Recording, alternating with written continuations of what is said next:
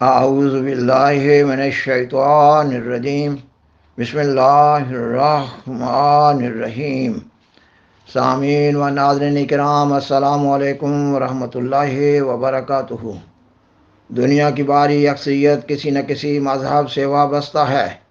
مذہب یہ بیان کرتا ہے کہ اس دنیا کا ایک خالق ہے، اور مذہب اس خالق حقیقی کا ایک قانون ہے۔ دنیا کی بھاری مذہبی اکثریت کے بالمقابل ایک مکتبہ فکر محض اپنے ظن کی بنیاد پر ہستی باری تعالیٰ کا منکر ہے۔ آج کے پروگرام میں ذات باری تعالیٰ بزرگ و برتر کے وجود پر دو ناقابل تردید ثبوت پیش کیے جا رہے ہیں۔ دہریت و مادیت اور کفر و الحاد کے ماحول سے اکثر یہ آواز بلند کی جا رہی ہوتی ہے کہ ہستی باری تعالیٰ کے ثبوت میں کوئی عقلی دلیل پیش کی جائے۔ ملحدین کی اس سے یہ مراد ہوتی ہے کہ سائنس و حساب اور منطق و فلسفہ کی طرز پر کوئی ایسا فارمولہ پیش کیا جائے جو ان کی عقل کی روح سے وجود باری تعالیٰ کا ثبوت فراہم کر رہا ہو۔ مذہب کے علماء جب ملحدین کے جواب میں کسی بھی مذہبی کتاب سے اس مضمون پر کوئی عقلی دلیل قائم کرتے ہیں تو ملحدین بغیر سوچے سمجھے اس کو سختی سے جھٹلا رہے ہوتے ہیں۔ ملحدین کا یہ موقف ہوتا ہے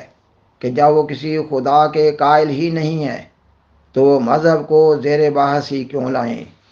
ملحدین کا بڑا مطالبہ تو یہ ہوتا ہے کہ وجود باری تعالیٰ پر عقلی دلیل قائم کی جائے، جبکہ ملحدین کا اپنا موقف کسی ٹھوس دلیل پر قائم نہیں ہوتا۔ ملحدین کی طرف سے صرف خود ساختہ فارمولے پیش کیے جا رہے ہوتے ہیں۔ ملحدین کے خود ساختہ مفروضوں کے بالمقابل صرف مذہب کا حوالہ پیش کرنے سے کسی عقلی دلیل کو باطل نہیں ٹھہرایا جا سکتا۔ مذہب کے حوالہ سے جب کوئی عقلی دلیل قائم کی جا رہی ہوتی ہے تو اس کا مطلب صرف یہ ہوتا ہے کہ اقوام عالم اس دلیل پر متفق ہیں اور ہستی باری تعالیٰ پر یہ ایک مضبوط دلیل ہے۔ مذہب کا حوالہ دینے سے کوئی ٹھوس عقلی دلیل غیر عقلی قرار نہیں پا جاتی۔ خاکسار بیان کرتا ہے کہ اس پروگرام میں خاکسار ہستی باری تعالیٰ کے ثبوت میں دو عام فہم دلائل قرآن مجید سے پیش کر رہا ہے۔ عام فہم دلائل سے مراد یہ ہے کہ یہ وہ عقلی دلائل ہیں جن کو عام پڑھا لکھا انسان بھی آسانی کے ساتھ سمجھ سکتا ہے۔ مثلا ایک دلیل یہ کہ دنیا کی تمام مذہبی اقوام اس بات پر متفق ہیں کہ اس دنیا کا ایک خالق حقیقی ہے، اور اللہ تعالیٰ قرآن مجید کی سورۃ البقرہ کی آیت 22 میں بیان فرماتا ہے کہ اے لوگو، تم عبادت کرو اپنے رب کی جس نے تمہیں پیدا کیا اور ان کو بھی جو تم سے پہلے تھے، تاکہ تم تقوی اختیار کرو۔ اس آیت میں ایک عالمگیر سچائی بیان کی گئی ہے، یہ کہ دنیا کی بھاری اکثریت یعنی دنیا کی تمام مذہبی اقوام اس بات پر متفق ہیں کہ اس دنیا کا ایک خالق حقیقی ہے، اور وہ اس خالق حقیقی کو اپنا معبود مانتی ہیں۔ فرمایا کہ قرآن مجید کے ذریعہ اس عالمگیر سچائی کو اثر نو زندہ کیا جا رہا ہے اور پرزور نصیحت کی جا رہی ہے کہ جس طرح قرآن مجید کے نزول سے قبل کی تمام اقوام اللہ تعالیٰ کی عبادت کرتی چلی آ رہی ہیں، قرآن مجید کے ذریعہ اس عہد کو نہ صرف قائم رکھا جا رہا ہے بلکہ مزید تاکید کی جا رہی ہے کہ انسان کو چاہیے کہ اپنے مقصد حیات کو پانے کے لیے قرآن مجید میں پیش کردہ خالق حقیقی کی ذات و صفات پر ایمان لائے اور اس معبود حقیقی کی عبادت کرے۔ سامعین و ناظرین کرام، ہستی باری تعالیٰ پر قرآن مجید کی پیش کردہ مذکورہ دلیل ایک ناقابل تردید حقیقت ہے، یہ کہ اقوام عالم کا ذات باری تعالیٰ پر اتفاق ہے، اور اقوام عالم اپنی ابتدا سے اس خالق حقیقی کو اپنا معبود یقین کرتے ہوئے اس کی عبادت کرتی چلی آ رہی ہیں، اور یہ ایمان و یقین دنیا کی ہر قوم میں اور ہر زمانہ میں موجود رہا ہے اور آج بھی موجود ہے۔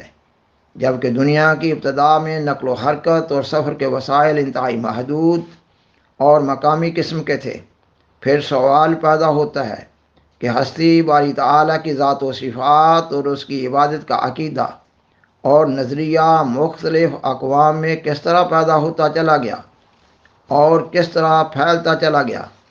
دنیا کے مذہبی اقوام اس بات پر متفق ہیں کہ ہستی باری تعالیٰ کی ذات و صفات اور اس کی عبادت کا عقیدہ اور نظریہ مختلف اقوام میں اللہ تعالیٰ کے مختلف انبیاء علیہ السلام کے ذریعہ راسخ کیا جاتا رہا، جبکہ دنیا میں ہزاروں انبیاء مختلف اقوام میں مختلف زمانوں میں ان حالات میں نسلاً بعد نسلاً گزرتے چلے گئے، جبکہ سفر کے وسائل محدود اور قومی قسم کے تھے۔ کوئی وجہ نہیں ہے کہ اس عالمگیر سچائی پر ایمان نہ لایا جائے کہ اس دنیا کا ایک خالق ہے جس نے تمام انبیاء علیہ السلام کو اپنے وجود سے اطلاع دی۔ ہستی باری تعالیٰ پر قائم کی گئی یہ مضبوط دلیل اور بھی مضبوط تر نظر آتی ہے کہ تمام مذاہب کی اللہ تعالیٰ اور اللہ تعالیٰ کے بندوں کے بارے میں بنیادی تعلیم ایک جیسی ہی ہے۔ سامعین و ناظرین کرام، ہستی باری تعالیٰ پر دوسری عام فہم عقلی دلیل یہ ہے کہ مذہب یہ بھی بیان کرتا ہے کہ تمام انبیاء علیہ السلام کے بالمقابل کھڑے ہونے والے کفار اور ملحدین باوجود اپنے ساتھ مضبوط افواج رکھنے کے شکست کھا گئے، اور یہ کہ انبیاء علیہ السلام جن کو اللہ تعالیٰ نے انتہائی کمزوری کی حالت میں کھڑا کیا، وہ آخرکار اپنے مقصد میں کامیاب و کامران قرار پائے۔ اللہ تعالیٰ قرآن مجید کی سورۃ المائدہ کی آیت 57 میں بیان فرماتا ہے کہ اللہ کی جماعت ہی غالب ہو کر رہتی ہے۔ مذہب کی تاریخ یہ بتاتی ہے کہ الہی جماعتوں کی شدید مخالفت ہوتی ہے۔ اللہ تعالیٰ اپنے ایک بندے کو اپنی مخلوق کی رہنمائی کے لیے کھڑا کرتا ہے۔ وہ ایک ہوتا ہے، وہ بظاہر بے یار و مددگار ہوتا ہے، وہ اکیلا اپنا کام شروع کرتا ہے، اس کی مخالفت ہوتی ہے اور شدید مخالفت ہوتی ہے۔ اس کے بالمقابل طاقتور جتھے ہوتے ہیں۔ دیکھنے میں آتا ہے کہ وہ مخالف جتھے گھٹتے چلے جاتے ہیں اور الہی جماعت تدریجاً طاقت پکڑتی چلی جاتی ہے۔ مثلاً اللہ تعالیٰ کے نبی حضرت ابراہیم علیہ السلام کو آگ میں ڈالا گیا۔ حضرت ابراہیم علیہ السلام کے بالمقابل آنے والے ذلیل و خوار ہو کر نیست و نابود ہو گئے، اور حضرت ابراہیم علیہ السلام کو ابو الانبیاء کہا جاتا ہے اور ان کی اولاد کا شمار نہیں۔ پیغمبر اسلام سیدنا حضرت محمد رسول اللہ خاتم الانبیاء صلی اللہ علیہ وسلم حضرت ابراہیم علیہ السلام کے بیٹے حضرت اسماعیل علیہ السلام کی اولاد میں سے ہیں۔ اسلام کی عبادات حج اور عید الاضحیٰ کی قربانیاں حضرت ابراہیم علیہ السلام کی سنت کو زندہ رکھنے کے لیے قائم رکھی گئی ہیں۔ حضرت موسیٰ علیہ السلام اپنے وقت کے فرعون، مطلق العنان جابر اور ظالم بادشاہ کے مظالم کی تاب نہ لاتے ہوئے اپنی مختصر سی جماعت کے ساتھ ہجرت کرنے پر مجبور ہو گئے۔ اللہ تعالیٰ نے اس فرعون کو اس کے لاؤ لشکر اور ان کے بھاری جنگی ساز و سامان سمیت سمندر کے بیچ میں عین اس وقت غرق کر دیا جب وہ حضرت موسیٰ علیہ السلام اور ان کی جماعت کا پیچھا کر رہے تھے۔ حضرت عیسیٰ علیہ السلام کے مخالفین و معاندین ان کو تختہ دار تک لے گئے، اور آج عیسائی دنیا کے بڑے بڑے بادشاہ حضرت عیسیٰ علیہ السلام کی عظمت کے آگے سر جھکاتے ہیں،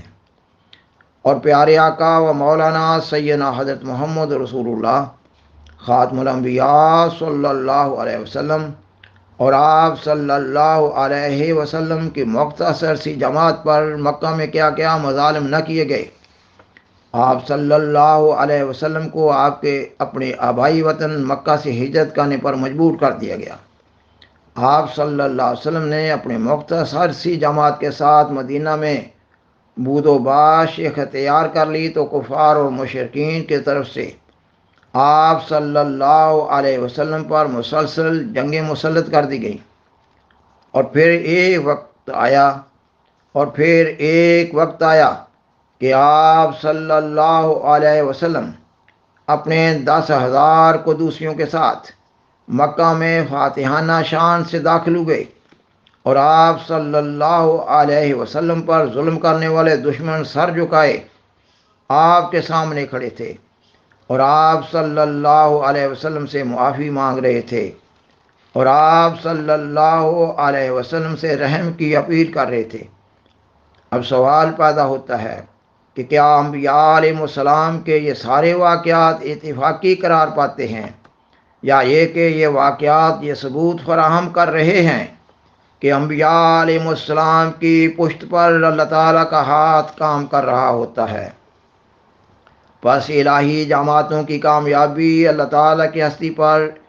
ایک ناقابل تردید دلیل ہے۔ حضرت مسیح موعود علیہ السلام اپنی کتاب گورنمنٹ انگریزی اور جہاد میں بعنوان ضمیمہ جہاد بیان فرماتے ہیں، وہ خدا جو تمام نبیوں پر ظاہر ہوتا رہا اور حضرت موسیٰ کلیم اللہ پر بمقام طور ظاہر ہوا اور حضرت مسیح پر شعیر کے پہاڑ پر طلوع فرمایا اور حضرت محمد مصطفیٰ صلی اللہ علیہ وسلم پر فاران کے پہاڑ پر چمکا، وہی قادر قدوس خدا میرے پر تجلی فرما ہوا ہے۔ اس نے مجھ سے باتیں کی اور مجھے فرمایا کہ وہ اعلیٰ وجود جس کی پرستش کے لیے تمام نبی بھیجے گئے میں ہوں، میں اکیلا خالق اور مالک ہوں اور کوئی میرا شریک نہیں، اور میں پیدا ہونے اور مرنے سے پاک ہوں۔ سامعین و ناظرین کرام، بالآخر درخواست ہے کہ اس پروگرام کو دوسروں سے شیئر کریں اور عذرا کرم اس چینل کو سبسکرائب کریں۔ جزاکم اللہ تعالی احسن الجزا وآخر دعوانا ان الحمد للہ رب العالمین۔ والسلام علیکم ورحمۃ اللہ وبرکاتہ۔ شکریہ۔